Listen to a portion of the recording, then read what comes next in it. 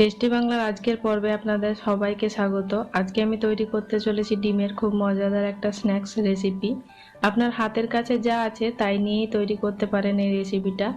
অবশ্যই সঙ্গে টিপস থাকবে এবং সংরক্ষণ পদ্ধতি সহ।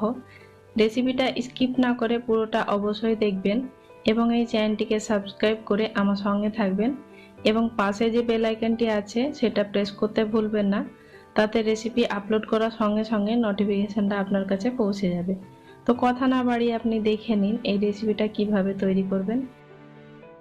1.5 টেবিল চামচ সরষের তেল গরম করে নিয়েছি। এবার আমি এর মধ্যে অ্যাড করছি 1.25 কাপ মতো পেঁয়াজ কুচি। পেঁয়াজটা একটু মোটা করে কেটে নিয়েছি। এবার এটা নেড়ে একটু তেলের সঙ্গে মিশিয়ে নিলাম। এর মধ্যে অ্যাড করছি আমি 1 টেবিল স্পুন আদা রসুনের পেস্ট। এটাও যে আমি নেড়ে মিশিয়ে নিচ্ছি। এবার আমি এর মধ্যে অ্যাড করছি খুব অল্প পরিমাণে একটু লবণ। এটা জাস্ট একটু পেঁয়াজটা তাড়াতাড়ি নরম হওয়ার জন্য। সবকিছু নেড়ে মিশিয়ে নিচ্ছি এবং আদা রসুনের কাঁচা গন্ধ চলে যাওয়া অবধি এটাকে ভেজে নিচ্ছি। কাঁচা গন্ধ চলে গেলে এর মধ্যে অ্যাড করছি স্বাদ মতো লঙ্কার কুচি। লঙ্কাটা অবশ্যই নিজেদের স্বাদ বুঝে অ্যাড করবেন। সবকিছু নেড়ে মিশিয়ে নিলাম। এবার এর মধ্যে আমি অ্যাড করছি দুটো বড় সাইজের আলু সেদ্ধ। আলুটাকে হাতে একটু ভেঙে নিয়েছি। এই আলুটা কিন্তু খুব বেশিক্ষণ ভাজা যাবে না, তাড়াতাড়ি এটা মিশিয়ে নিতে হবে। সবকিছু যখন একসঙ্গে ভালো করে মেশানো হয়ে যাবে তখন গ্যাসের ফ্লেমটাকে আমি অফ করে দিচ্ছি। এবার আমি এটা অন্য একটা পাত্রে ঢেলে নিচ্ছি। এরকম গরম পাত্রের মধ্যে এটা রাখা যাবে না। আর এখানে আমি নিয়েছি এরকম 3টে ঠিক এই সাইজের ডিমগুলো। একটু যদি ছোট ডিম হয় তবে 4টে ডিম নিতে হবে। আর আমি একটা ঠিক এরকম গ্রেটার নিয়েছি, এটা একটু গ্রেট করে নিতে হবে। আমি এখানে ব্রয়লার ডিম নিয়েছি, মানে ব্রয়লার মুরগির। আপনারা যে কোনো ডিম নিতে পারেন। এটা কিন্তু হাতে ভেঙে নেওয়া যাবে না, গ্রেট করে নিতে হবে। হাতে ভেঙে নিলে বড় দানা থেকে যাবে। ঠিক এইরকম হবে ডিমটা। এবার আমি এর মধ্যে অ্যাড করছি ভেজে রাখা আলুটা। আর এর মধ্যে আমি অ্যাড করছি 4 টেবিল স্পুন ব্রেড ক্রাম্ব। এটা বাড়ির তৈরি ব্রেড ক্রাম্ব, আপনারা কেনাটাও ইউজ করতে পারেন। দিচ্ছি স্বাদ মতো লবণ। আগে যেহেতু লবণ ইউজ করেছি তাই বুঝে অ্যাড করতে হবে। 1/2 টেবিল স্পুন দিলাম জিরের গুঁড়ো, 1/2 টেবিল স্পুন ধনের গুঁড়ো, স্বাদ মতো দিচ্ছি লঙ্কার গুঁড়ো, নিজে স্বাদ বুঝে অ্যাড করবেন। সামান্য পরিমাণে গোলমরিচের গুঁড়ো, আর দিচ্ছি 1 টিস্পুন মতো গরম মশলার গুঁড়ো, 2 টেবিল স্পুন দিলাম ধনে পাতা কুচি। সবকিছু নেড়ে আমি একসঙ্গে মিশিয়ে নিচ্ছি। সবকিছু ভালো করে এটা মিশিয়ে নিতে হবে।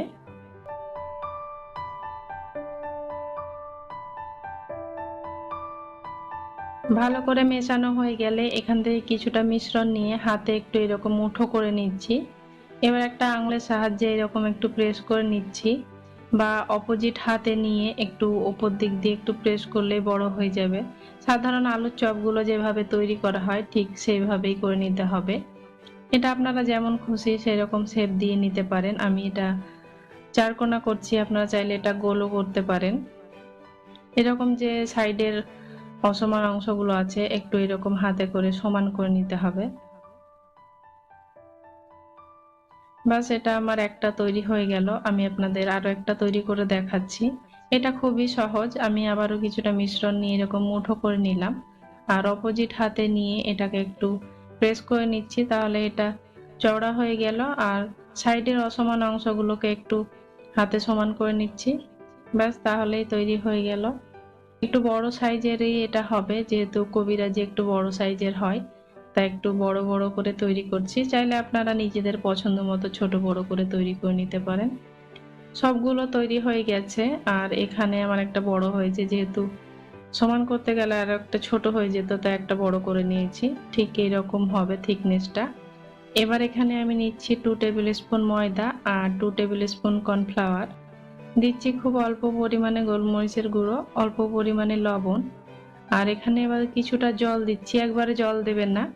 এখানে একটা মিশ্রণ তৈরি করে নিতে হবে। এই মিশ্রণটা ঠিক এরকম হবে, এর মধ্যে যেন কোনো রকম লাম্পস না থাকে, খেয়াল রাখবেন। এরকম পাতলাও না, আবার একেবারে ঘনও না। এবার এখানে আমি নিয়েছি কিছুটা কেনা ব্রেড ক্রাম্ব, আর নিয়েছি এখানে ঘরে তৈরি ব্রেড ক্রাম্ব। আপনারা যেটা ইচ্ছা সেটা ইউজ করতে পারেন। সবকিছু আমি এই দুটোকে একসঙ্গে মিশিয়ে নিচ্ছি। যেহেতু এই দুটোই আমার কাছে কম ছিল তাই দুটোকে আমি মিক্স করে তৈরি করে নিচ্ছি। একটা কাটলেট নিয়ে এরকম ময়দার গোলায় ডুবিয়ে নিলাম। চাইলে আপনারা এখানে ডিমের গোলাও তৈরি করে নিতে পারেন। দুই সাইডটায় আমি একটু উল্টে ডুবিয়ে নিলাম, আর যে দেখছেন ফেটে গেছে, কোনো অসুবিধা নেই, হাতে একটু সমান করে নিলেই ঠিক হয়ে যাবে। এটা কোট করে নেওয়ার পরে আর এটা ফাটা থাকে না।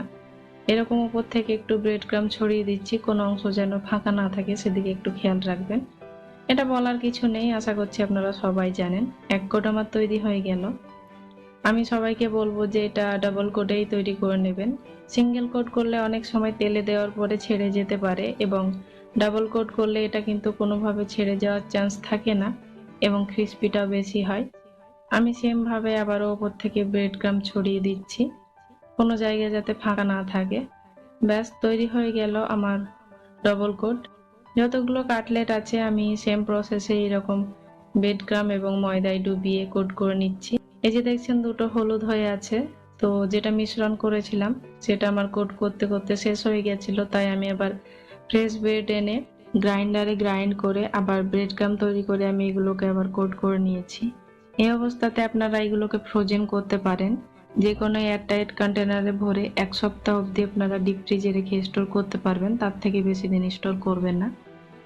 এবার এখানে দুটো ডিম নিয়েছি, তার মধ্যে হাফ টেবিল স্পুন দিলাম কর্নফ্লাওয়ার, হাফ টেবিল স্পুন ময়দা, অল্প পরিমাণে লবণ, খুব অল্প পরিমাণে গোলমরিচের গুঁড়ো, সবকিছু ভালো করে ফেটিয়ে নিতে হবে যাতে কোনো রকম কিছু লাম্পস না থেকে যায়। যে কাটলেটটা আমি ময়দার গোলায় ডুবিয়ে নিয়েছিলাম, চাইলে আপনারা ঠিক এরকম ভাবে ডিমের ব্যাটার তৈরি করে কাটলেটটা এই ডিমের গোলায় ডুবিয়ে ব্রেড ক্রাম্ব দিয়ে গড়িয়ে নিতে পারেন। এখানে আমি একটা কড়াইয়ে বেশ কিছুটা ভেজিটেবল অয়েল গরম করতে দিয়েছি। কড়াইটা যাতে ফ্ল্যাট থাকে সেদিকে একটু খেয়াল রাখবেন, আর এখানে কিন্তু খুব বেশি তেল দেওয়ার প্রয়োজন নেই। তেলটা যখন মিডিয়াম গরম হয়ে আসবে তখন কাটলেটটা দিয়ে দিলাম। খেয়াল রাখবেন যেন কাটলেটটা পুরো তেলে ডুবে না থাকে। এই যে দেখছেন কিছুটা অংশ ফাঁকা আছে, ঠিক এরকম ফাঁকা রাখতে হবে। আমরা সাধারণ যে কড়াইগুলো ইউজ করি, লোহার কড়াই বা অ্যালুমিনিয়ামের কড়াই, সেরকম কড়াই নিলে কিন্তু হবে না, কাটলেটটা খুলে যেতে পারে। আমি অনেকবার ট্রাই করেছি, আমার খুলে গেছে, তাই আপনাদেরও আমি বলছি। বেশ কিছুক্ষণ হয়ে এলে আমি কাটলেটটা উল্টে দিলাম।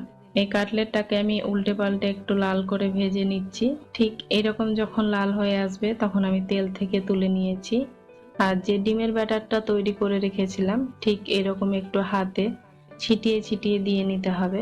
আপনারা একটু খেয়াল করে দেখে নিন কিভাবে দিচ্ছি। এটা আর কি ছিটিয়ে দেওয়া, যেভাবে জল ছেটানো হয় সেভাবে। এটা একটা জালির মতো তৈরি হবে। এটা তৈরি করার সময় গ্যাসের ফ্লেমটাকে অবশ্যই লো করে রাখবেন, কোনোভাবে কিন্তু বাড়াবেন না। বেশ কিছুক্ষণ সময় লাগবে।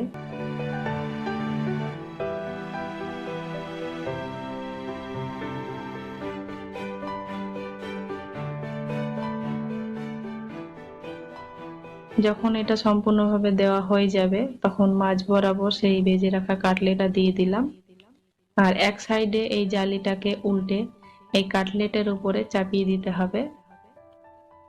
তারপরে কাটলেটটাকে আবার ঠিক এইভাবে ফোল্ড করে নিতে হবে। আপনারা দেখতেই পাচ্ছেন যে এখানে কত সুন্দর একটা জালি তৈরি হয়েছে। সো আপনারা দেখে অবশ্য বুঝতেই পেরেছেন যে এটা আর কি জালি কাবাবও বললেও হবে বা এটা কবিরাজি বললে হবে, যেটা আপনাদের ইচ্ছা সেটা বলতে পারেন। এই যে আমার তৈরি হয়ে গেল। ডিমটা যখন এরকম একটু লাল লাল হয়ে আসবে মানে জালিটা, তখন আমি তুলে নিলাম তেল থেকে। কাটলেটটা তো আগেই ভাজা হয়ে গেছে। আপনারা দেখুন এই কাটলেটটা কত সুন্দর হয়েছে। এই জালিটা আপনারা নিজেদের পছন্দ মতো নাম দিতে পারেন। এই রেসিপিটার আপনারা কি নাম রাখলেন আপনারা কমেন্ট করে জানাতে ভুলবেন না কিন্তু। আজকে যদি এই রেসিপি আপনাদের ভালো লেগে থাকে প্লিজ একটা লাইক করবেন এবং বন্ধুদের সঙ্গে শেয়ার করতে ভুলবেন না, এবং এই চ্যানেলটিকে সাবস্ক্রাইব করে আমার সঙ্গে থাকবেন। ফিরবো নতুন কিছু রেসিপি নিয়ে, ততক্ষণ সবাই ভালো থাকবেন। টাটা।